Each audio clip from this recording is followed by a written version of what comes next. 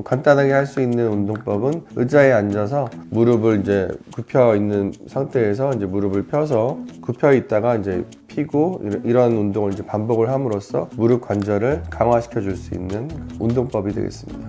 오늘은 무릎의 퇴행성 관절염 치료에 대해서 말씀드리겠습니다.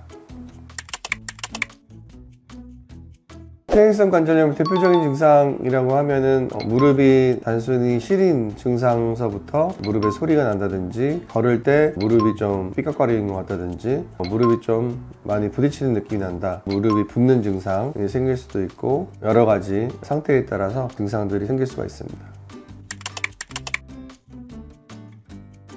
무릎에 이제 물이 차는 원인은 크게는 물리적인 원인과 화학적인 원인으로 나눌 수 있는데, 물리적인 원인에는 이제 퇴행성 관절염으로 인해서 연골이 닳으면서 뼈와 뼈가 이제 마찰이 생기고 그러면서 이제 염증이 생겨서 물이 차는 경우가 있겠고요. 그리고 두 번째로는 이제 류마티스 관절염처럼 무릎 관절 안을 싸고 있는 활막에 염증이 생기면서 그래서 물이 차는 두 가지 경우가 크게 있을 수 있습니다.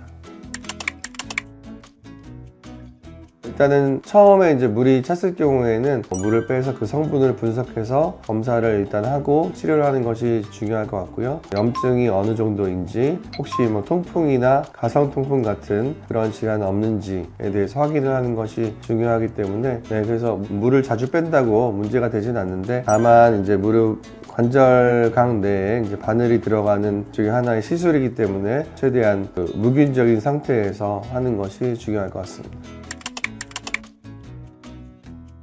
이제 엑스레이 검사를 통해서 보통은 이제 어느 단계인지를 이제 판단을 할 수가 있는데, KL 그레이드라고 해서 무릎 퇴행성 관절염의 단계를 4단계로 나눠 놨고요. 1단계는 뭐 정상이라고 할 수가 있겠고요. 2단계는 이제 무릎 퇴행성 관절염이 약간 시작되는 단계, 그리고 3단계부터는 이제 관절이 점점 좁아지는 단계고, 4단계는 관절 간격이 완전히 좁아져서 뼈와 뼈가 닿는 상태라고 이제 볼 수가 있고요. 그래서 2단계 정도의 퇴행성 관절염인 경우에는 여러 가지 보존적 치료, 예를 들어서 관절강 내에 주사제를 주입을 해서 무릎 관절에 충격을 좀 덜어주고 연골의 재생 효과도 약간 있고 염증도 약간 가라앉혀 줄 수 있는 그런 성분의 주사제들이 있고요. 그리고 요새는 또 무릎 안에도 이제 콜라겐 성분의 주사를 통해서 무릎 연골 표면을 이제 코팅을 시켜주는 그런 주사제도 개발이 되어 있습니다. 그리고 이제 3단계 경우에도 마찬가지로 여러 가지 보존적 치료를 할 수가 있고, 그에 더해서 무릎 주변에 인대가 약해져 있거나 근육이 약해져 있는 경우에는 인대나 근육을 강화시켜 줄 수 있는 프롤로 치료나, 그리고 근육 강화를 시켜주기 위해서 운동요법 등의 치료를 병행을 해볼 수가 있겠습니다.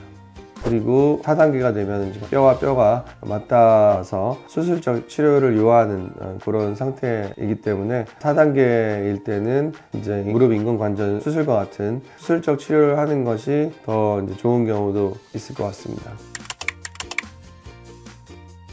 무릎에 이제 좋은 운동은 이제 대표적으로는 이제 이 대퇴사두근을 강화시켜 줄 수 있는 운동이 제일 좋다고 할 수가 있겠는데요. 대퇴사두근 강화를 위해서 간단하게 할 수 있는 운동법은 의자에 앉아서 무릎을 이제 굽혀 있는 상태에서 이제 무릎을 펴서 굽혀 있다가 이제 피고 이런 운동을 이제 반복을 함으로써 이런 대퇴사두근을 강화를 시켜서 무릎 관절을 강화시켜 줄 수 있는 운동법이 되겠습니다. 네, 오늘은 무릎의 퇴행성 관절염에 대해서 말씀드렸고, 더 궁금한 점이 있으시면 댓글로 남겨주시면 답변 드리겠습니다.